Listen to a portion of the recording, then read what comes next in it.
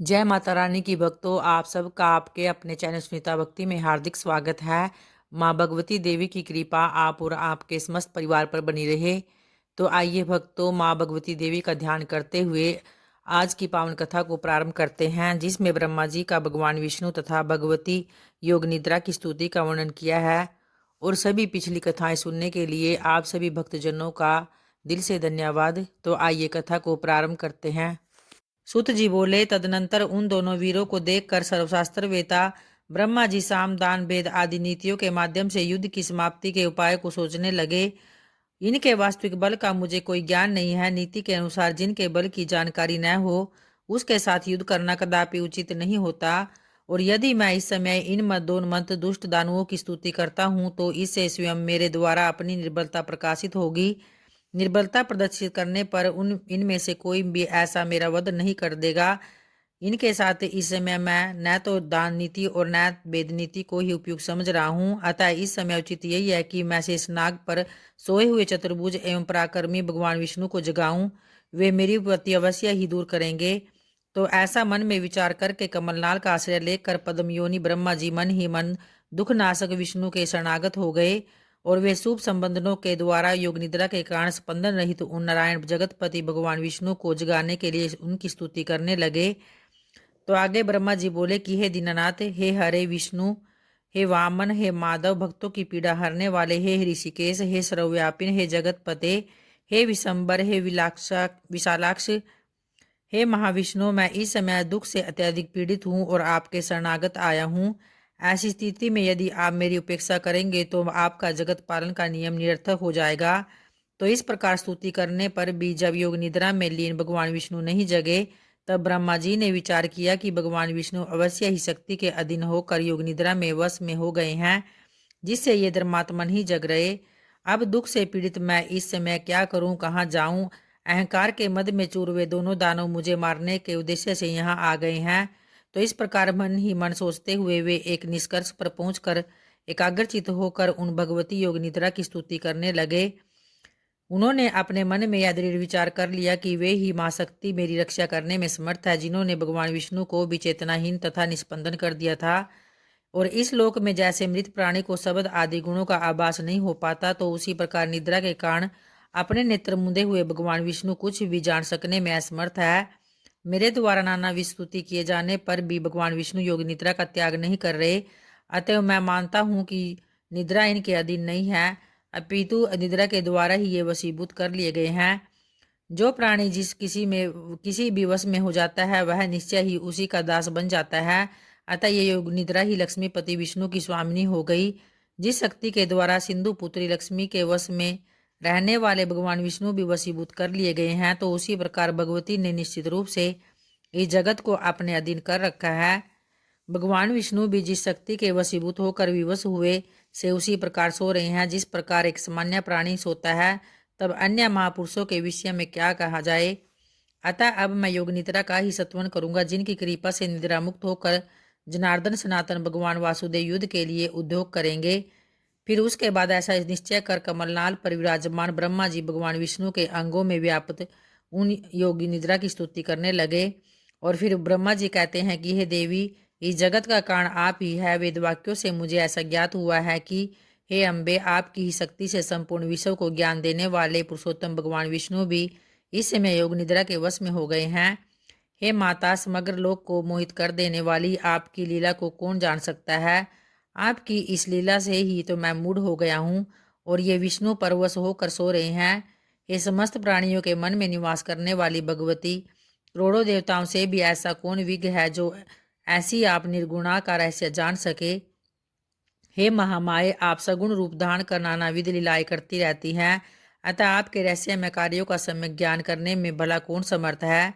हे देवी, आप बुद्धि स्वरूपा होकर समस्त लोक को ज्ञान देती है और लक्ष्मी रूप से सदैव देवताओं को सुख प्रदान करती हैं। हे माता, संपूर्ण प्राणियों में कीर्ति मति धृति कांति श्रद्धा एवं रति रूप में आप ही विराजमान हैं। तो इस संसार में कौन ऐसा बुद्धिमान प्राणी है जो आपके संपूर्ण चरित्र को जानने में समर्थ है। स्वयं मैं विष्णु शंकर देवगण अन्य मुनि वृंद तथा मेरे तत्वज्ञ पुत्र लोग भी उसे जान नहीं सके हैं। संपूर्ण लोक में आपकी महिमा का वर्णन कोई नहीं कर सकता। हे देवी, यदि यज्ञों में वैदिक विद्वान हवन कार्य के समय आपके स्वाहा नामक उच्चारण न करे तो देवगण अपना यज्ञ भाग नहीं प्राप्त कर सकते। अतएव आप ही देवताओं का भी भरण पोषण करती है। आपकी योग माया ने भगवान विष्णु के शरीर के सभी अवयवों को अपने वश में कर रखा है, अतः वे मेरी इस विषय विपत्ति को नहीं जान रहे हैं। हे महानुभावे, या तो इस समय आप आदिदेव को मुक्त कर दे अथवा इन दोनों महादैत्यों का वध कर दे। इनमें से आपको जो उचित जान पड़े वह कीजिए। हे देवी, जो मंदबुद्धि प्राणी आपकी विशिष्ट महिमा को नहीं जानते वे ही विष्णु तथा शंकर आदि की आराधना करते हैं। हे जननी, आज प्रत्यक्ष प्रमाण के रूप में मैं आपकी महिमा देख रहा हूँ कि भगवान विष्णु भी प्रकार निद्रा के वशीभूत होकर सो रहे हैं। आपकी शक्ति के वश में पड़े अपने पति भगवान विष्णु को इस समय सिंधु सुता लक्ष्मी भी नहीं जगा सकती, क्योंकि हे भगवती, मुझे ऐसा प्रतीत होता है कि आपने ही बलपूर्वक लक्ष्मी को भी शयन करने के लिए विवश कर दिया है, जिससे कि वे नहीं जग रही।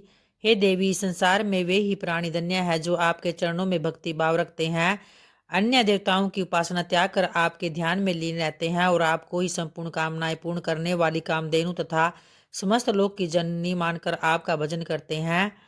बुद्धि, कांति, यश, शुभ वृत्ति आदि गुण इन समय भगवान विष्णु का परित्याग कर कहाँ चले गए? हे भगवती, अतिशय मान वाली आपकी ही शक्ति से ये भगवान विष्णु इस समय निद्रा के वशवर्ती हो गए हैं।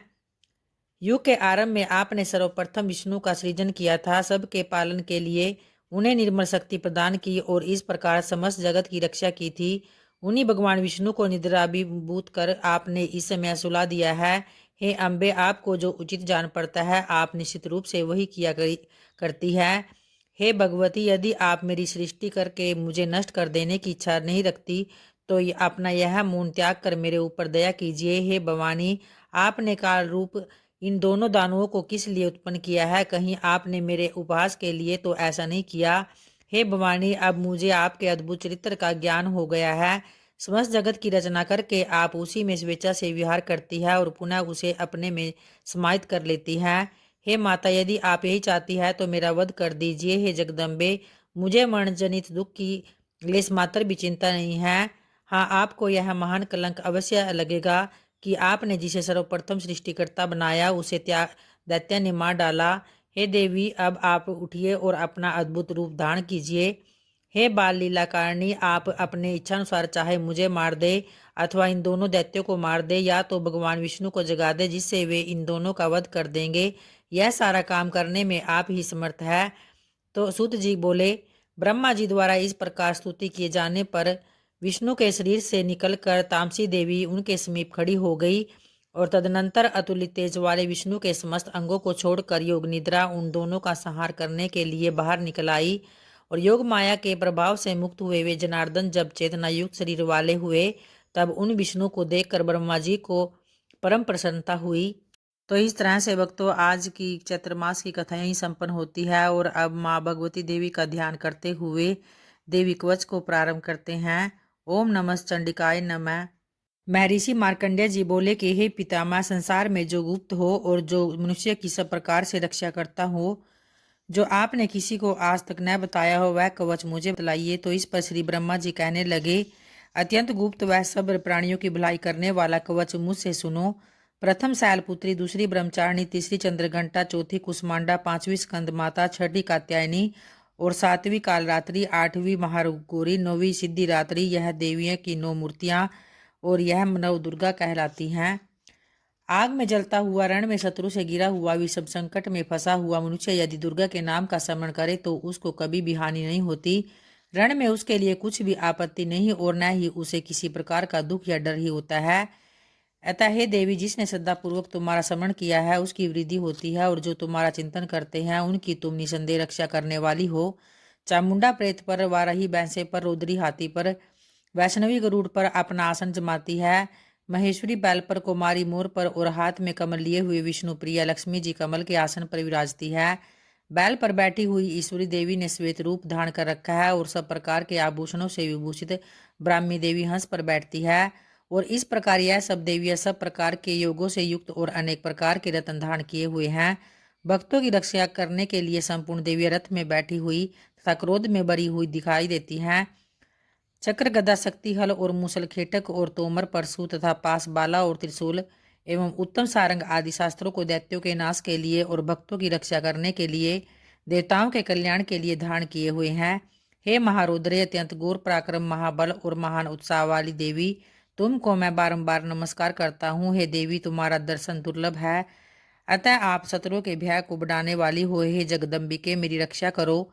तो इस तरह से वह जिस अभिष्ट वस्तु की इच्छा करता है वह उसको इस कवच के प्रभाव से अवश्य ही फल प्राप्त होता है और वही इस संसार में महाऐश्वर्य को प्राप्त होता है। कवचधारी मनुष्य निर्भय होता है और वह तीनों लोकों में मान्य भी होता है। देवी का यह कवच देवताओं के लिए भी कठिन है। जो नित्य प्रति नियम पूर्वक तीनों संध्याओं को श्रद्धा के साथ इसका पठन पाठन करता है उसे देवी शक्ति अवश्य प्राप्त होती है।